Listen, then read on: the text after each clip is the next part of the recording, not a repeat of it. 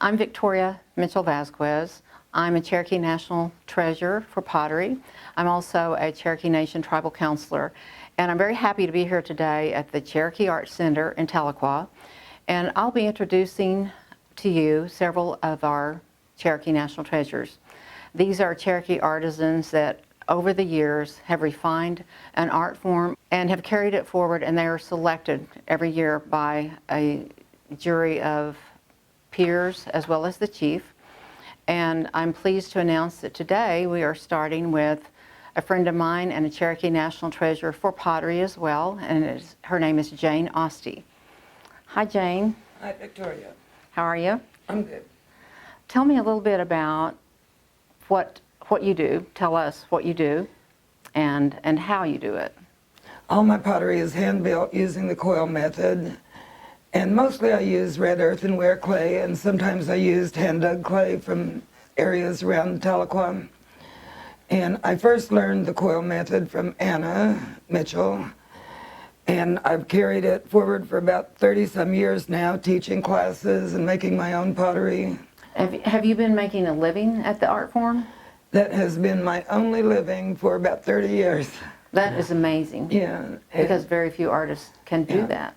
Well, one of the things that I'm really proud of that we brought about just in the last few years, and Jane was instrumental in this as well as myself and other people in Cherokee Nation, but we started the National Treasure Mentoring Program. Yes. Would you talk a little bit about that and how you utilize that? This is a great program. It helps our elders tremendously, and it also keeps our cultural arts alive. And we have a lot of elders, mostly elders, that are participating in this program.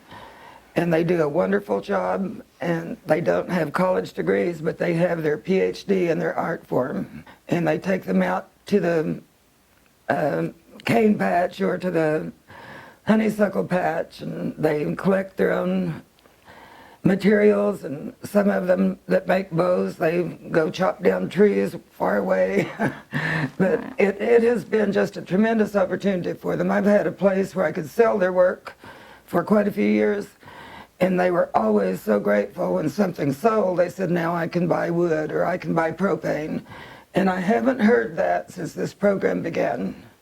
Well, would you like to show the pottery now and talk a little bit about the pieces that you've brought today? Sure.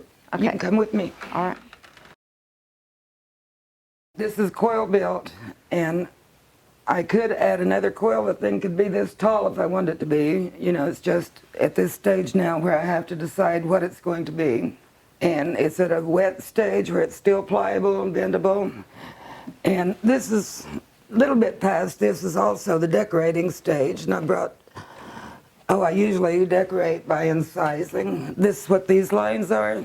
And they're usually drawn with a tool and then scraped out a little bit more with another tool. If I got a little bit ahead of myself when I'm working on it, I will smooth it out like this, and you'll do the same thing on the inside that you do on the outside. And this is my wonderful, most prized tool. This is what I polish the pots with. This one has been polished, but when it's in the dry stage, it doesn't look as shiny. And this one, the shiny part on it's where I've polished with this stone. And this one is ready to be fired when it gets really dry. And these two have been fired. They have been kiln fired. And if I want them to go dark like this one, I will fire them again. I do this outside. And this pot may be going to the National Museum of the American Indian. There's a movement, an organization where they're trying to bring awareness, and this is just part of my effort to add to that awareness of our missing and murdered people that don't get investigated, and people are left not knowing what happened to their loved ones for years, mostly in Indian country. That's wonderful. That will be a perfect addition. Well, I believe through this video we'll be able to bring awareness to our national treasures, some of them, and that there is art for sale. Yes. And during Cherokee holiday, which is all virtual, there will be an opportunity for people to see things going on in Cherokee Nation that normally would happen in real time with real people. Yeah. So I wish you continued success. Thank you, Victoria. Appreciate it. Thank you for being here. Thank you. Hi there, welcome back. We're continuing our conversations with Cherokee National Treasures today, and I would like to introduce you to a Cherokee National Treasure in stone and wood sculpture, and it's Mr. Eddie Morrison, and we're thrilled that he's here. Hi, Eddie. Hi. How you might tell us how you got started doing what you do? Okay, well, when I was a kid, I grew up around people always making stuff with their hands, either quilting, crocheting, or making things out of wood and different things like that. And I had a good friend that lived across the street from me, Pete Van, and his dad always made these traditional wooden bows and arrows. And he was a cornstalk shooter, but I was always fascinated with the way he worked his wood. He'd let it cure for years and years, and I think that it was a pretty good influence on my working with wood and stuff. But I just kind of let the wood speak for itself. And of course, I fell in love with the red cedar wood because of the colors in it. There's no two alike, and it is natural to our area. I know the farmers and ranchers don't like it, but it is a beautiful. It's not an exotic wood, but it's a beautiful wood when it's finished. And I didn't really start my art until my kids were grown, I guess, but I started when I was in my 20s, I started out trying to be a painter. And I had some works accepted to the Philbrook Museum Indian Art Show, some paintings and different things. But I just never really felt natural painting, and once I picked up some wood and started carving, it just came so natural through my hands that I gravitated towards sculpture. That's wonderful. So you've been doing it a lot of years, obviously. Yeah, over 45 years probably. And what year were you designated a National Treasure? In 2014. And that was, I always tell people that was the pinnacle of my art career, because it's such an honor to be recognized by your own people and everything. And I just think it's a big deal, and I'm proud of it. Of course, you know, the ancient ancestors of ours used it as functional. Right. Their pottery and their baskets and different things, and the stone carvings and making different things with the wood, and I don't know, it's just part of our life. And I think that you know, we have so much of that DNA in us from our ancient ancestors, and that's what I always try to depict in my work is we're survivors.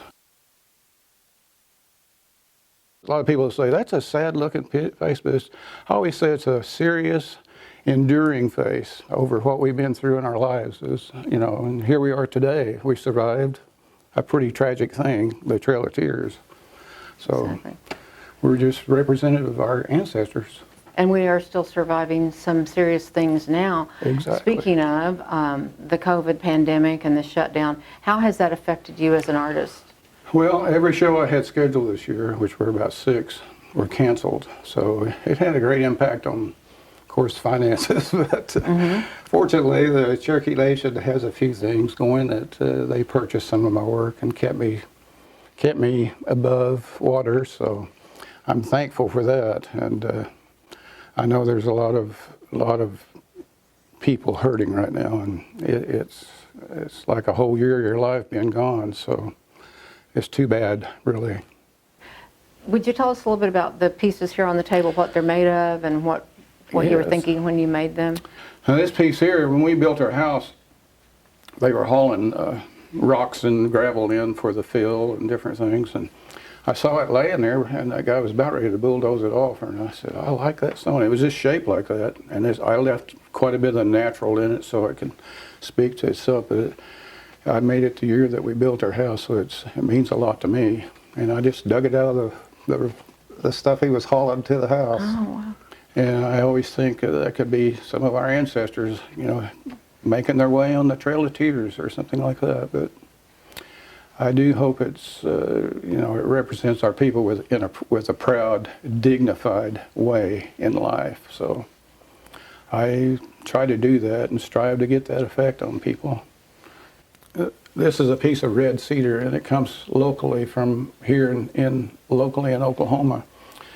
And like I said, it's not an exotic wood, but it is a beautiful wood when it's finished. And it can be an old dead piece of wood, and you can just see it come back to life. And then when I use a tongue oil, which is a hand rub finish on the piece. And a lot of these different colors and different markings in it, you never see until you put that finish on there, and it just like pops out. Can you tell us where your work is available for sale? Well, I have work available in the Spider Gallery, which is here in town in Tahlequah, and also the Cherokee Nation gift shop sells a lot of my work too. So that's the two places that you can get a piece of it. So, Good. and of course, Victoria, I know you are an artist, a great artist, have been for many years. So you know exactly what I'm talking about when you get a feeling of creating something with your hands and you watch it come to life. It just gives you an exhilaration that you never would get some other way, I guess. But True. I mean, and I've always said that you know, being creative is a mystery. I mean, you don't know why or how it comes out goes out your hands and comes into that. And I just think it's fantastic when you get that feeling when you finish a piece. And I know you know that feeling. So, I do. I yeah. do. It's one of the best things about being an artist. Hello, welcome back. We are continuing with our discussions with Cherokee National Treasures, and I'd like to introduce you to Candace Teehee, who is a finger weaver amongst other art forms, and that's what she's going to talk about today.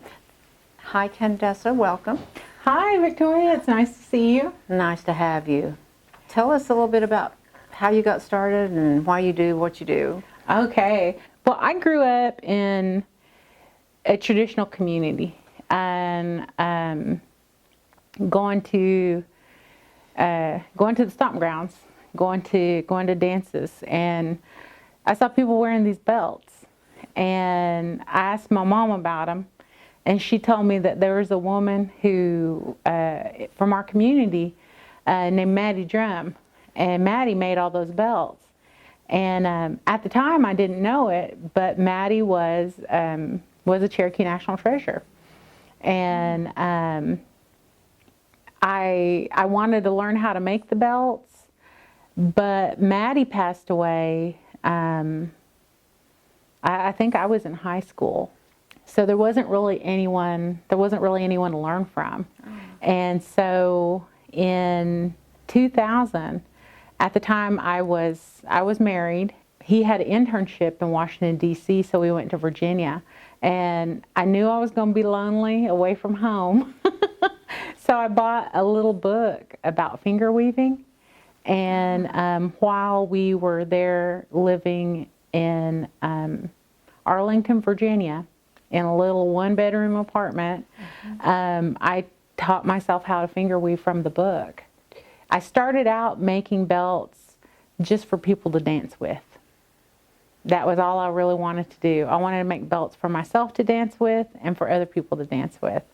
And it just grew from there. It's wonderful. Your work is beautiful.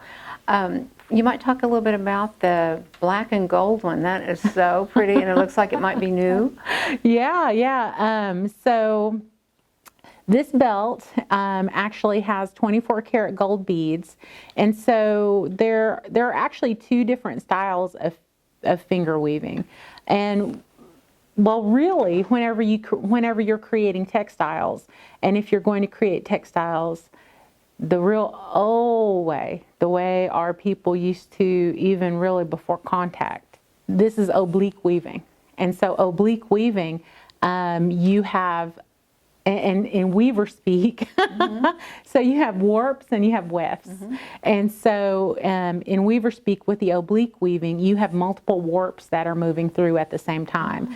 And this was done, I mean, you can see examples of this work from our people from the 18th century. So some of the earliest textiles that were collected were oblique woven. And so this piece is oblique woven, and it uses 24 karat gold beads. And I used the beads to create this pattern in here. And the pattern, it almost looks like hearts Or you could think of it, you know, when a rattlesnake, when it adds new rattles there on the end of its tail, it almost looks like the end of a rattlesnake tail too. So it's all in the perspective. And then there's another version of finger weaving. I call it warp face weaving, and what happens is you create this space in between the threads, and there's actually only one warp thread that actually moves through. So, so this one, you've got a whole bunch of warps that are moving at once, and this one, you really only have one, maybe two warp threads that are moving through it at the same time. It's essentially you do something one time, and then you do it about 10,000 more times, and then you have the belt complete. Right, right. Or whatever you're making. Where currently could someone find your work to purchase? Yeah, if you wanted to purchase my work, of course I enter the local art shows, which is the Cherokee Heritage Center has an art show, has 2 art shows every year. I also have work through the Spider Gallery, which is located on Tahlequah Main Street. Muskogee Avenue. Well, Muskogee Avenue, yeah. So I have work there at the Spider Gallery. I also have a website, CherokeeWeaving.com. Great. And I typically work by commission. I'm happy that we have you, a finger weaver, as a Cherokee National Treasure, because I believe you're the only one, correct? A living treasure that's doing this? Yeah. Earlier, I talked about seeing belts that had been made by Maddie Drum. And I believe that she was inducted as a Cherokee National Treasure in the early 90s. So it was almost 30 years later when I was inducted as the second finger weaver. It took me a long time to think of myself as an artist. Well, I'm glad you are. Well, thank you for the opportunity to come here and talk to you. I'm really thankful to have been selected as a Cherokee National Treasure. I could not believe it when I got the call, and to join such an amazing group of artists like yourself and Jane Austie and Dorothy Dreadful Water Ice and so many wonderful people. I feel like I'm part of a fellowship. You are. know. It's a great representation of our tribe, too. Thank you. Welcome back. We are talking with Cherokee National Treasures, and I am proud to introduce our bow maker, Perry Van Buskirk. Welcome, Perry. Hello, how are you today? I'm good. Good to have you. I know that you're known for bow making and weaponry, and of course, in front of us we have some weapons. And if you would like to tell me how you started, why you do what you do, and then tell us a little bit about what's on the table, be great. Okay, to answer the first question, in my family, there is just numerous national treasures. And so the way I got started was when I was young, I seen my uncle working on stuff all the time, which was Scott Ratcliffe, and he was working on stuff all the time, and we was at his house, and I was just fascinated with it, as a young child. So I'd watch him, and one day I finally got the courage, or I'll say the nerve, to finally ask him, could you teach me that? And so I walked up to him and I asked him, and he was working on chipping the arrowhead. And I said, Scott, I said, could you teach me that, or is there any way you could teach me how to do that? He said, if I teach you how to make an arrowhead, or if I teach you how to make anything, he said, in return, you have to show someone else. And so I just, everywhere I go and everyone I talk to, when they ask me, I tell them, I said, that's the reason I became so versatile with everything, because I thought I want to learn everything that I can. But in return, I stick with the promise that I made to him, is which in return to teach. And so I have spent my whole life, doing that very thing. That's a wonderful reason to make it. And it also shows in your work that you are versatile, and you can make many things out of different things found in nature. And I'd like you to tell about the things on the table, what they're made of and how you made them. Start with, I mean, everybody's just familiar with wood and stone. This was some of the first weapons and stuff that we had. And it's just a matter of, I go out and I just look and pick up stones that I think that, work good if the handle's wrapped around it.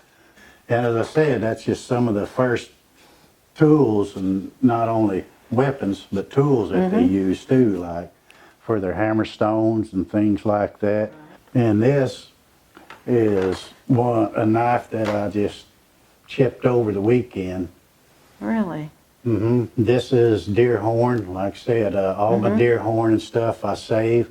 And this is a piece of obsidian. Obsidian is volcanic glass. It's beautiful. I noticed you brought some larger things over here on the table. Would you like to talk about those things? This is the atlatl. This atlatl is actually a throwing device to throw these spears.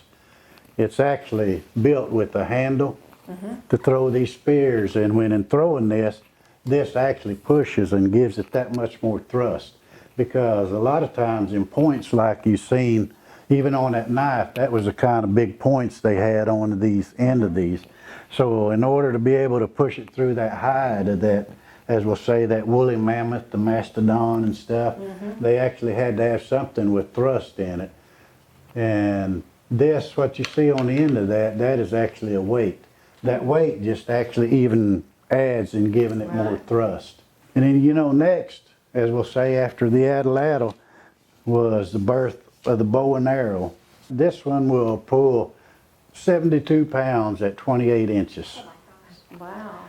A long time ago, taking in mind even the Cherokees was actually smaller people than what we are now. It's documented down that their bows, a lot of their bows was pulling 80 to 100 pound pull. My goodness.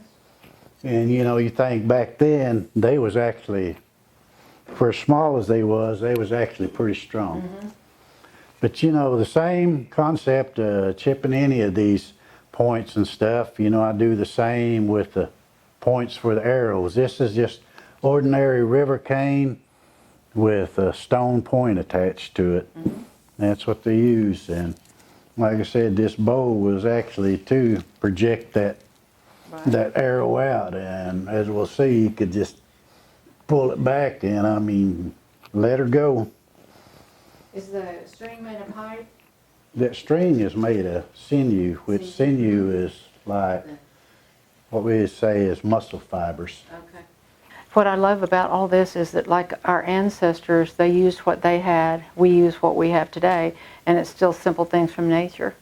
Could you tell us, if a person is interested in buying something from you, how would they reach you? How do they, where do they find out You could about it? actually reach me through my email, vanbuskertperry@gmail.com. Okay, that's good. And you can reach me that way, or a lot of times a lot of people will reach me through like the Spider Gallery, through Heritage Center, or like through Cherokee Nation gift shop.